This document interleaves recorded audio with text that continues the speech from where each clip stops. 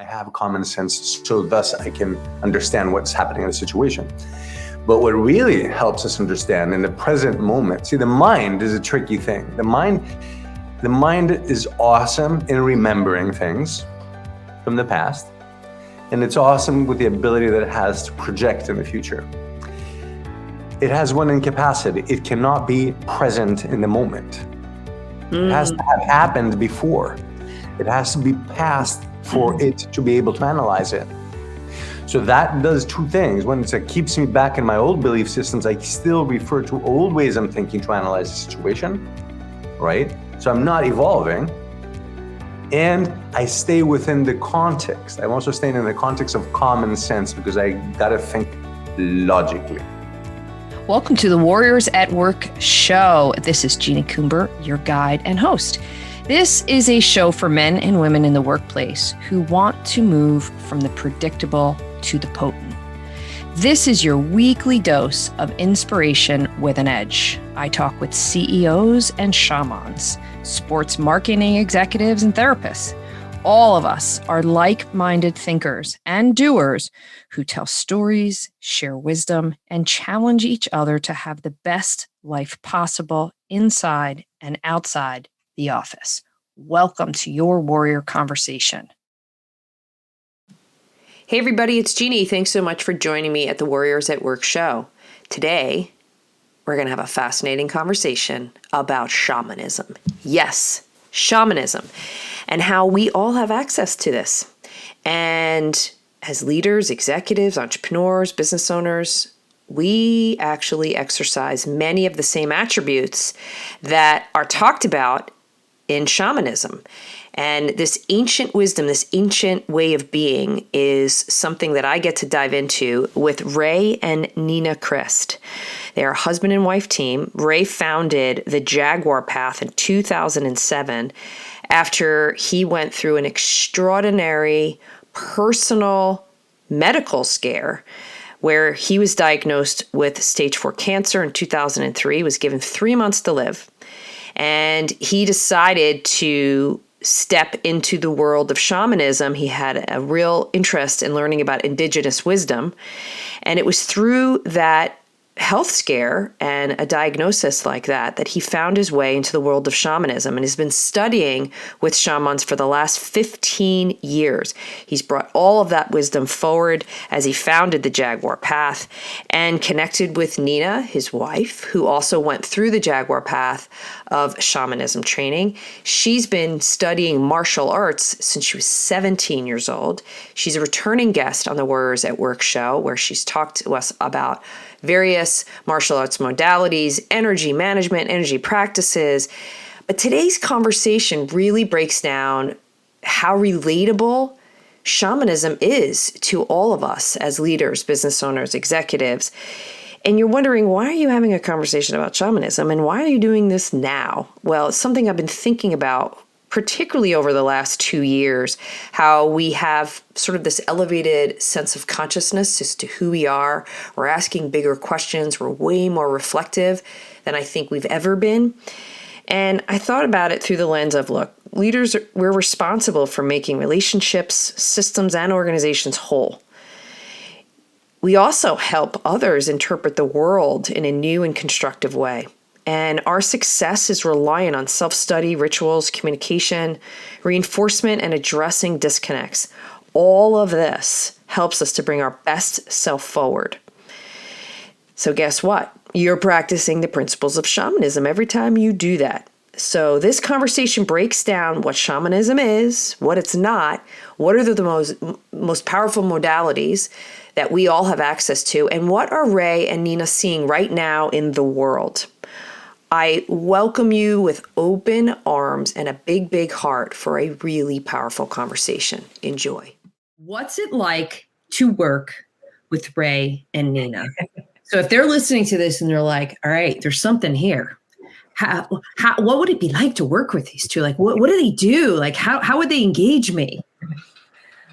I will say, I was just saying this to Ray last night. One of the things that I've been hearing is become like, you start to get feedback. I keep hearing from people, wow, I just had such a mindset shift I feel so much more like myself.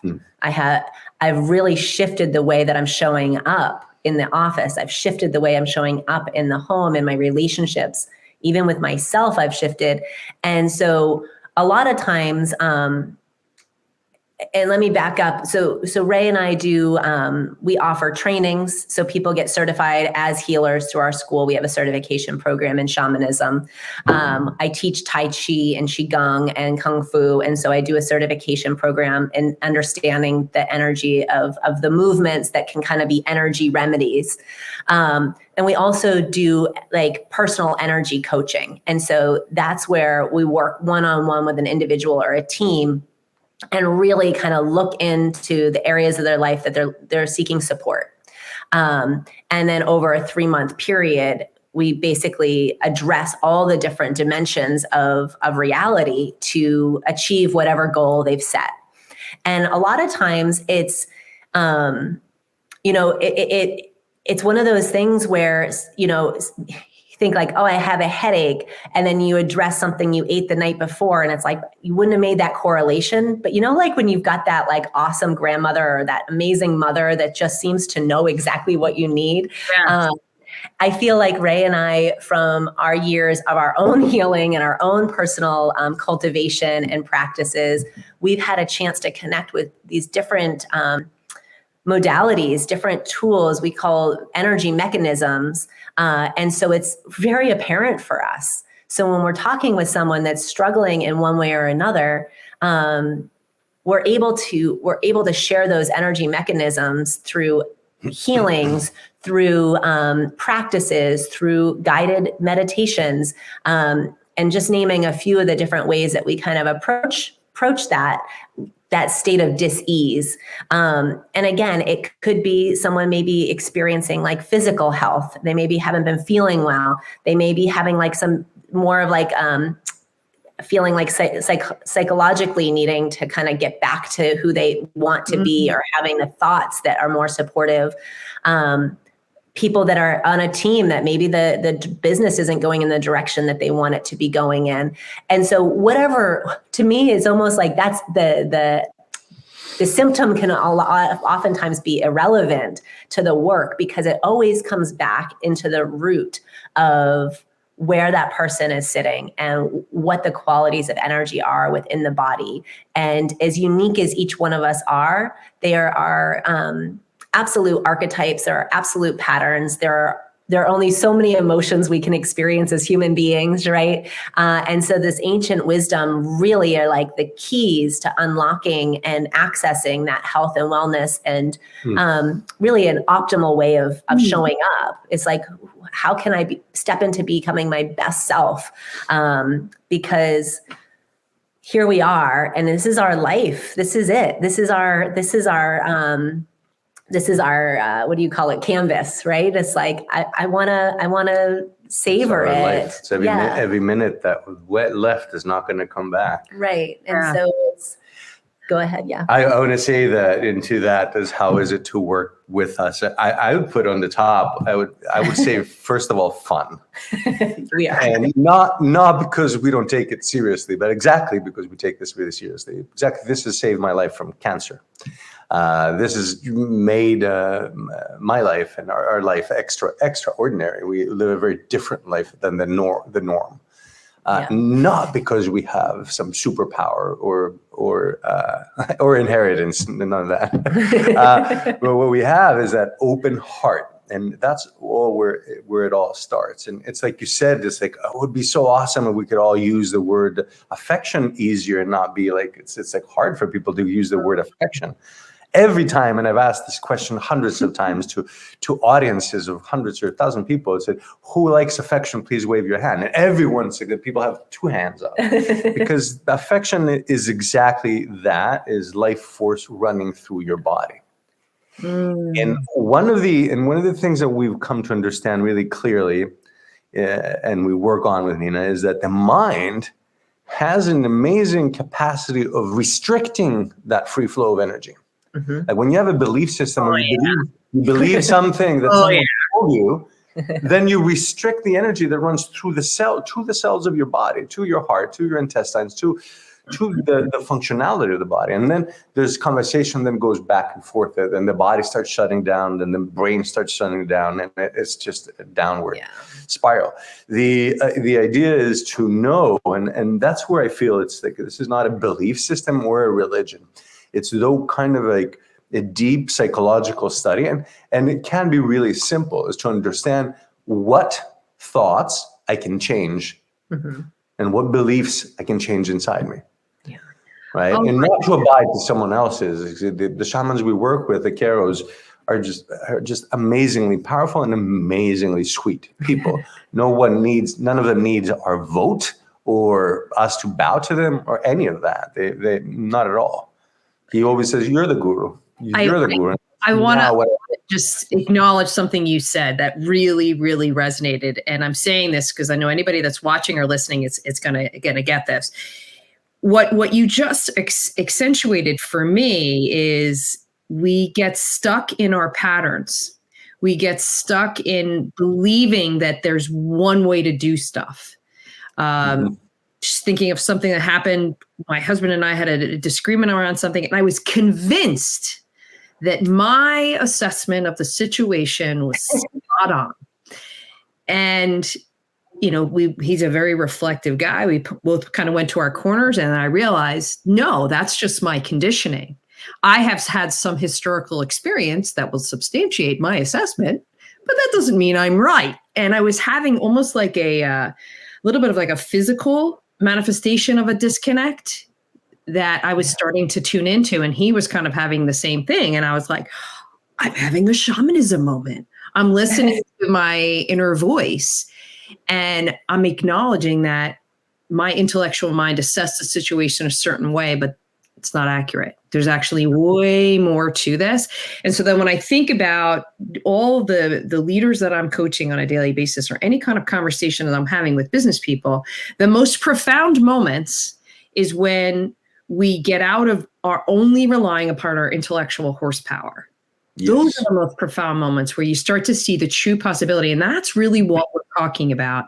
And Nina, I think about how often your name has come up and the Jaguar Path has come up in business conversations with people. And I know I've referred people to you because it usually starts off with, I'm really successful. I've got all these things, but something's off.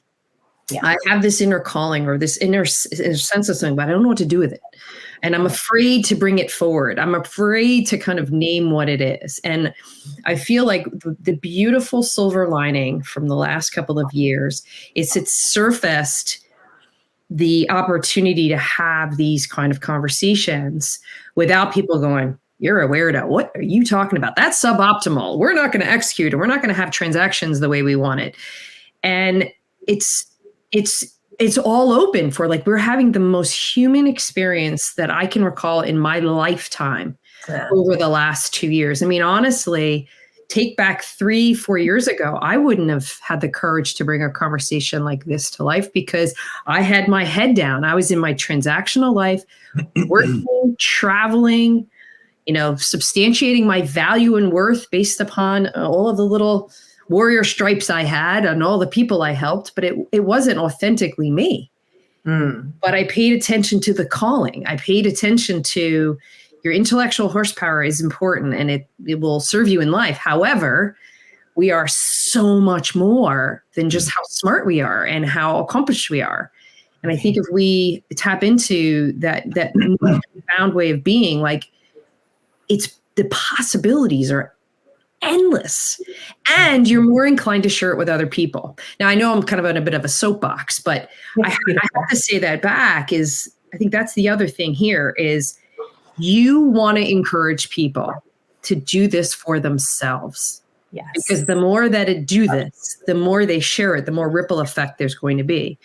And we will be a lot more aligned with our consciousness if there's more people that are willing to do this. So I just felt so compelled to say that back to you both. That's beautiful, beautiful. Thank you, Jeanie. And true. Yeah. And that, I just feel even doing this, it's like, this is where it's at. Yeah. This is where it's at.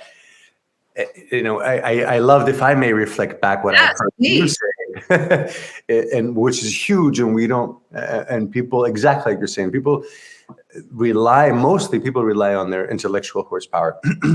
And it's almost more of the time it's in the common sense, that I have common sense, so thus I can understand what's happening in a situation. But what really helps us understand in the present moment, see, the mind is a tricky thing. The mind is awesome in remembering things from the past, and it's awesome with the ability that it has to project in the future. It has one incapacity. It cannot be present in the moment. It has to have happened before. It has to be past for it to be able to analyze it. So that does two things. One, it keeps me back in my old belief systems. I still refer to old ways I'm thinking to analyze the situation, right? So I'm not evolving. And I stay within the context. I'm also staying in the context of common sense, because I got to think logically. Now, where it's at, though, is here. And you said that was the word that you said as a keyword. You had a physical response. Because the heart itself, and I'm not talking about some romantic idea or something out of this world. I'm talking about the heart itself as an organ. First of all, 60% of the cells of the heart are neuron cells, which means brain, right? We have brain, we think here. Everyone, when we talk about thinking, we always think it's like, use your head. It's like, we point up here, but that's half the truth. We think, we analyze and break down things here. And the heart also has something else that Harvard Medical came to share with us about shamanism without knowing it. What they named HRV, heart rate variability. So now that we have the technology and we can count time in like nanoseconds, like a 0.008 zeros in a row of a second, they now measure the heartbeat and they see that the heartbeat is not steady. It changes its timing, right? In splits of nanoseconds, but yet it's not steady. The heartbeat isn't boom, boom, boom, boom. It's not always the same. Rather, the heartbeat changes depending on what's happening outside. And that's the first place we get our important information of what's happening in this conversation, in this moment of danger, in this moment of disease. We get information from the heart. It changes. It's almost like a drum beat sending us a signal, and that signal sends it directly to the pituitary gland. Heart informs pituitary gland. The pituitary gland, even in Western medicine, is a governor gland of all glands. So you have right there the shaman within you. That's where the seer, like Nina says, it's like it becomes apparent. People talk to me, and that's what we do. And part of what we do in our healing sessions, I feel when someone is telling me about what they're feeling, I feel where they're not being honest with themselves. I feel where other belief systems or other people in their life may be imposing their way and enforcing them in a way. It's really clear. Yeah. And then our job is to bring them back to their heart. So how does that feel in your heart? Is this really what you want to be doing? Does this really work for you? And I think that is a job of the shaman, to bring everyone closer to their truth. Yeah. Not my truth, not Nina's truth, not your truth. Every person has their truth, and it's about being closer to each person be closer to their truth, and to actually start trusting their heart.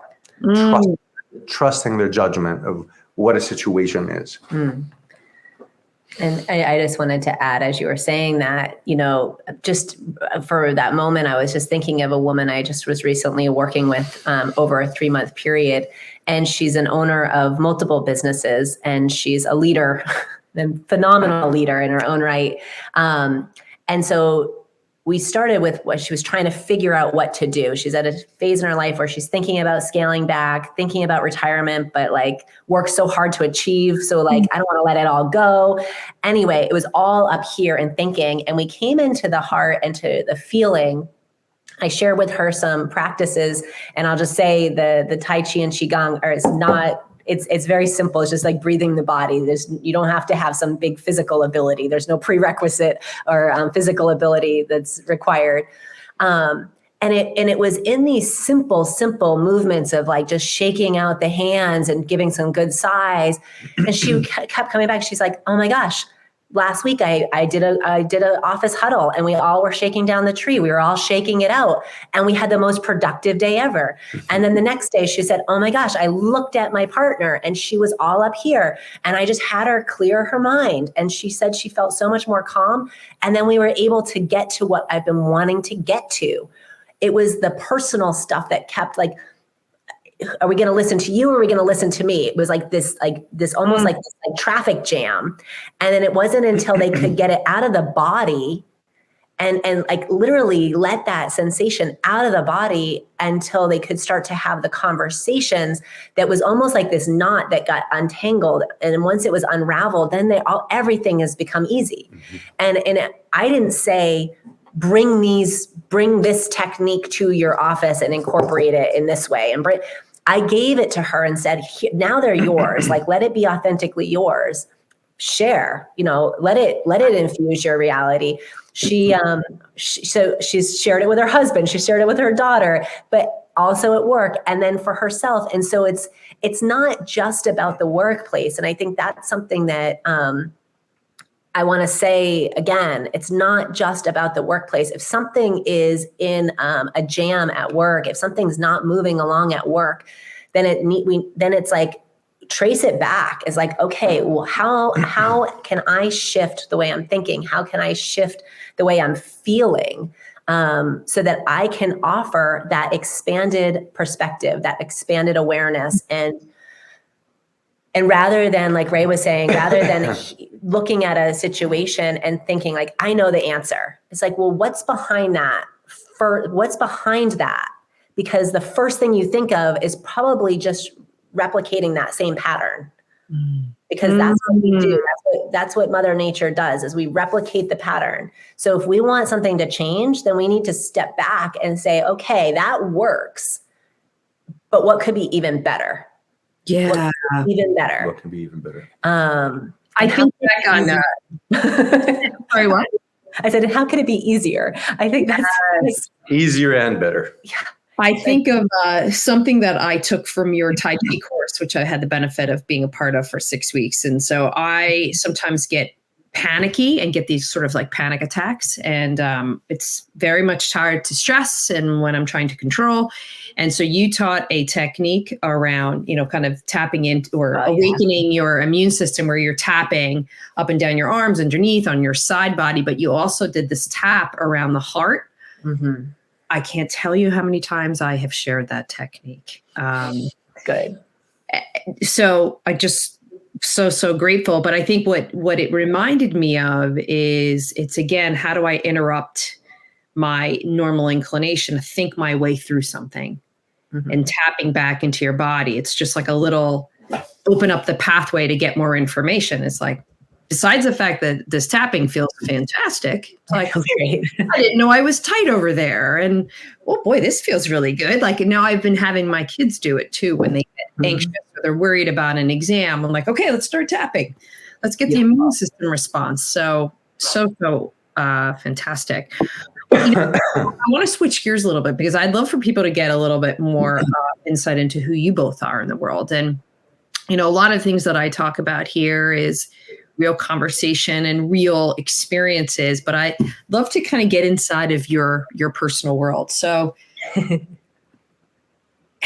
I would love for you to share some things that you're struggling with, that you're trying to know more about, that you're wanting to get access to your internal voice. Whoever would like to share. You want me to go or do you want to go? Go right ahead. I'll go right ahead. Go right ahead. Well, I love that you asked that question, Jeanie. So here I am.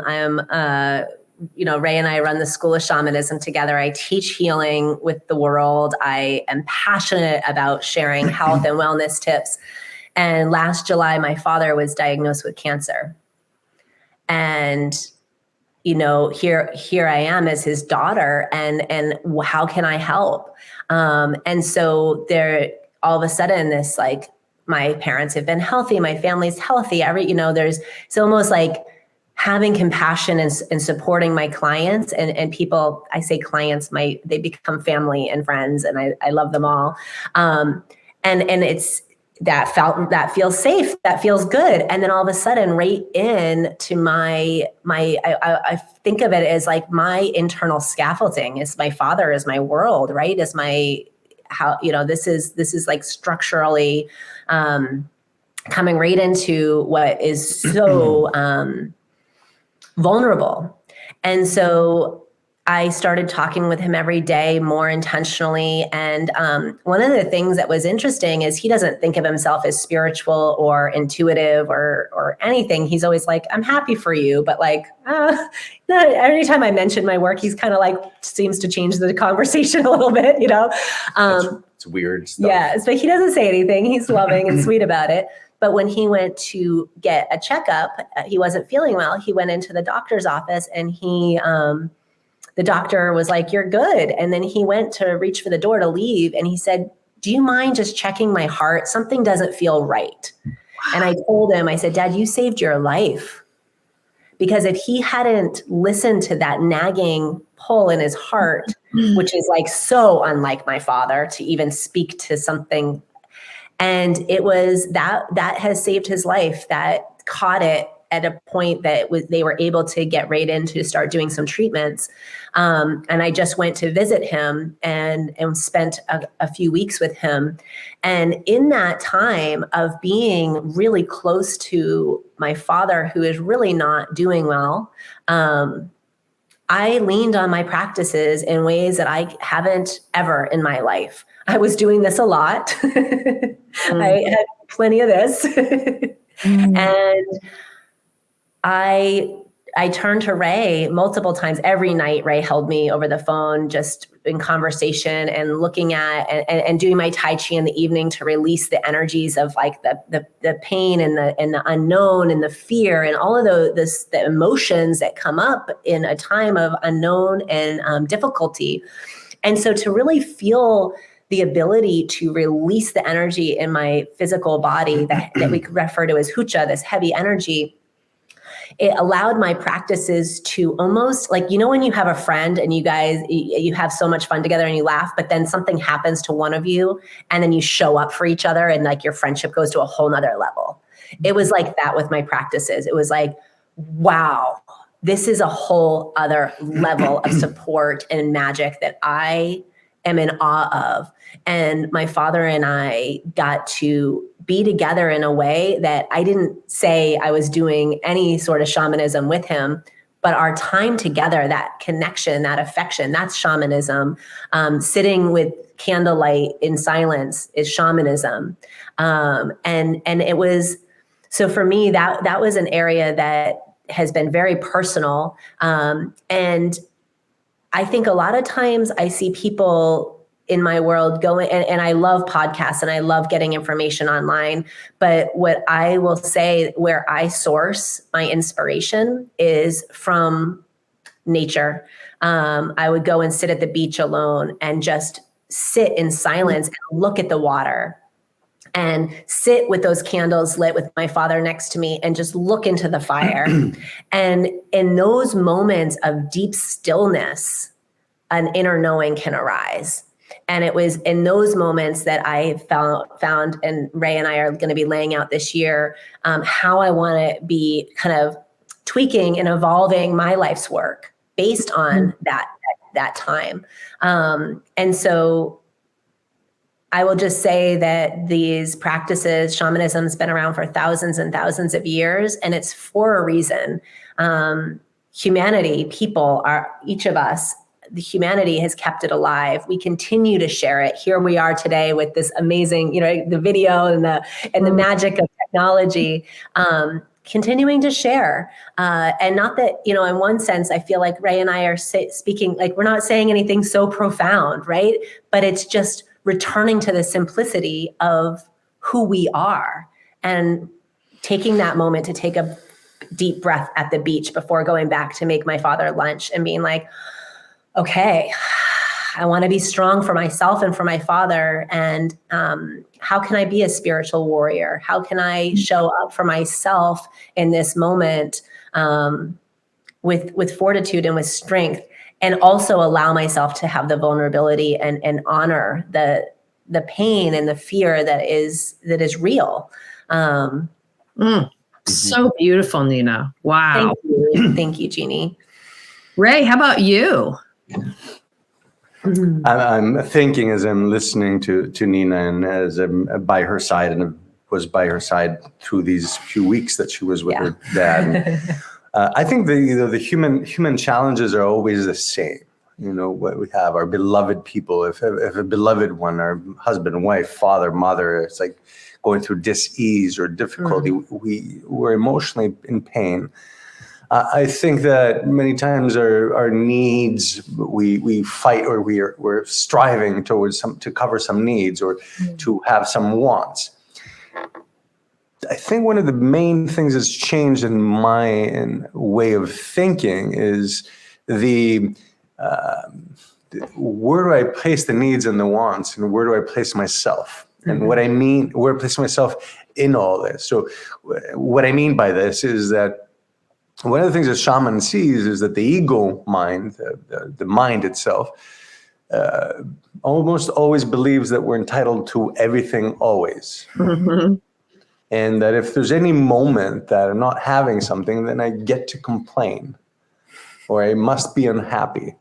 And that's really shifted for me. I think that when you get into the work, and the big part of this work, and I think that's the big part of what mostly everyone says graduating from our school after the 9-month training or 9 months to rebirth, is that you come on the other side, and this is like you walk in the first weekend of the training as an I want, and you walk out the last weekend and you look around and say, how can I help? How can I offer? And that is a mindset. And when you change the mindset of what do I want, and if you're living in the I want, a lot of times you'll be in disappointment, because that's the way life is. You don't get everything you want. I mean, why should you anyway? But when you come to an understanding that the priority is that I'm not alone here, and it's not all about me, but rather it's the couple, it's the family, it's the kids, it's the bigger family of the community and of the planet. And now, like what you said, last 2 years, now we're beginning to understand how one we all are, because we're all afflicted by the same thing.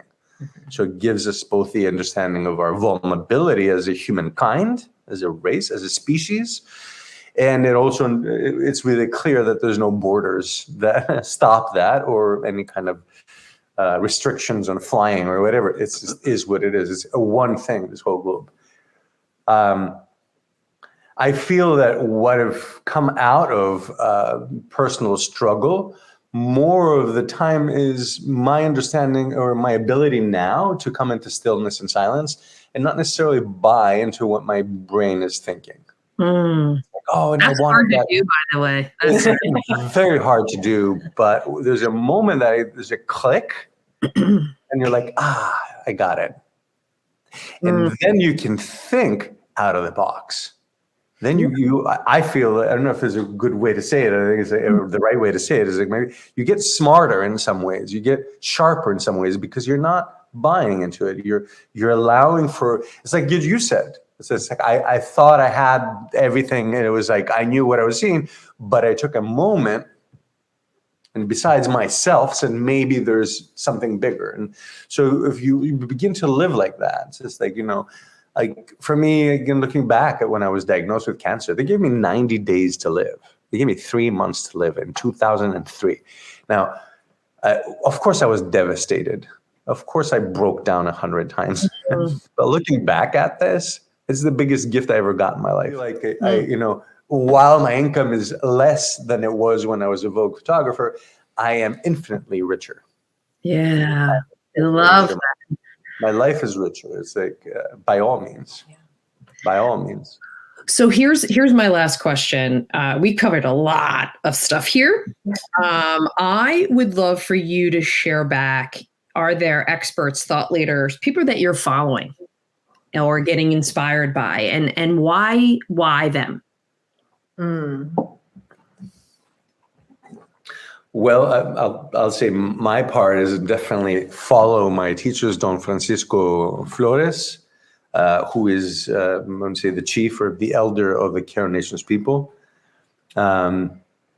because of the huge gifts that he's given me, a whole other map and a way of thinking and way of seeing and a way of acting in life. I feel that what he's doing and pushing us to create the school, pushing me to create the Jago Path and to start teaching the world, it's like we need to change the mindset of the planet. That's why the destructions are happening, the environmental destruction is happening, and all this loneliness that happens in the Western world. Yeah. Right. So I believe in this lineage, and I look to him for many things, and maybe even said many times that I'm asking him a question, and definitely in the beginning I would ask him about 1,000 questions per minute. And he just turned around to me once and he just shook his head, said, "Stop thinking and look." We were sitting on a little hill in the Sacred Valley. He said, "Everything is here." So, the mind keeps on chasing things that we think are not here, that we think we need to get, that we think is the key word. And that's just simply not true. The one truth is that everything is here, and that every single one of us, every person listening into this today, we all have everything. So ancient and so deep inside us. The only reason, like we said earlier, that people are afraid of shamanic tools like lighting a fire. I mean, who doesn't love a fire and marshmallows and even to gather around? This is such a community thing. Who do you follow? Thought leaders? Yeah, and it's so funny you asked that, and I've been asked that before, and I kind of pause because whenever I have a moment, I come into stillness. Like I don't seek out on. I just don't. I know there's so much beautiful wisdom out there and amazing people doing amazing work. If I have time for myself, I end up referencing an ancient text or sitting in stillness, doing my practices, connecting with nature. I get the most powerful, I don't know what the language to use, I guess, insights, downloads, awarenesses, truths revealed when I am able to still my inner waters within and really find that peace, that calm. Then everything becomes really clear and apparent. In my earlier years, I was always looking to someone else to kind of give me that next thing that I needed to work on, or that next soundbite of a nugget of information that I needed to like chew on. And I would say the last 10 years is really shifted. It's really shifted where I feel like I have relinquished that, I want to say grasping or chasing, and just really allowing that inner knowing to just emerge, and being okay with not knowing maybe all the recent catchphrases, or being okay with not knowing who's who. And I will say I'm not your traditional person in the sense that I lived as like a monk for 20 years. And so for me, my inner landscape and my stillness is like, that's the gold. That's the biggest asset, the most powerful, most valuable resource we all possess. So my life's work is to guide people and support people in finding that connection with their inner stillness, because that's where it all resides for me. And if I'm flipping through and seeing, on Facebook or Instagram or YouTube, and I see something, usually we call synchronistic moment. I'll get like just what I need, and it'll be some random person. And if I go look at anything else they've said, maybe they've said some other cool things, but it was like that moment, that exact thing at that moment that arrived, because I'm in alignment with myself. And so so kind of answering the question in a way that I feel like maybe isn't so satisfying because I don't have a. I hear it. I mean, it's actually a beautiful way to end the conversation is you tap into your inner guru. Mm-hmm. Yeah, absolutely. That's who you follow, and that's who you're inspired by. So, I mean, what a superb way to end this conversation. So, Ray and Nina, thank you so much. Thank you. For sharing your Thank heart, you. all of your stories, all of the ideas and perspective. And I know this moved people. This is at the very least going to get people to say, there's more to this. So continue doing all this really, really important work in the world. And I'm so grateful to have you in my universe and to be able to share a conversation like this with my Warriors at Work Nation. So be well. Thank you. Big 2022. Here we go. Rock and roll. Let's rock it. Thank you for joining me for another episode of the Warriors at Work show.